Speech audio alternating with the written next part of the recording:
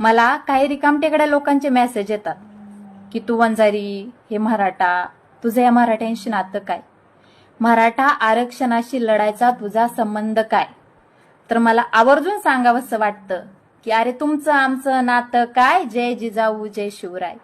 आणि ह्या महाराष्ट्रातल्या प्रत्येक व्यक्तीला जेव्हा हे नातं कळेल ना, तेव्हा या महाराष्ट्रात कसलाच जातीवाद राहणार नाही. आणि दुसरी गोष्ट म्हणजे ह्या 18 पगड जातीवर जेव्हा वेळ होती, जेव्हा यांना आधाराची गरज होती, तेव्हा यांचा एकच बाप होता, तेव्हा यांना एकच बाप दिसत होता, आणि ते म्हणजे छत्रपती शिवाजी महाराज. जशी काय यांच्यावरनं वेळ निघून गेली, तसं या 18 पगड जातीने 18 बाप निर्माण केले. त्यामुळे आज महाराष्ट्रामध्ये जातीवाद वाढलेला आहे. त्यामुळे आज मराठा आरक्षणाला विरोध होत आहे. तर मला मराठ्यांच्या पोरांना एकच सांगायचं आहे की धीर सोडू नका. मराठा आरक्षण हे तुमच्या हक्काचं आहे, ना की कोणाच्या बापाचं आहे.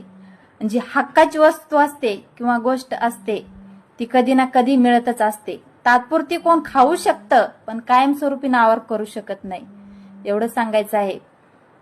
लेट होणार, पण कार्यक्रम हा थेट होणार आणि तुम्हाला आरक्षण मिळणार. एवढंच सांगायचंय. जय जिजाऊ जय शिवराय.